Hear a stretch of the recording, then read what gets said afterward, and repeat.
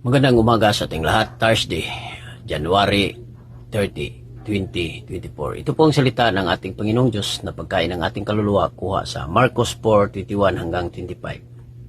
Ang ilawan sa ibabaw ng patungan. Sinabi ni Jesus sa kanila, "Ninadala ba ang ilawan upang ilagay sa loob ng takalan o sa ilalim ng higaan? Hindi ba inilagay ito sa lagayan ng ilawan? Ito ay sapagkat ang anumang natatago ay mahahayag at ang mga bagay na nangyari sa lihim ay maibubunyag. Ang sinumang may pandinig ay makinig." Sinabi niya sa kanilang, "Ingatan ninyong mabuti ang inyong naririnig. Sa panukat na inyong ipinagsukat, kayo ay susukatin, at sa inyo na nakikinig, kayo ay bibigyan pa.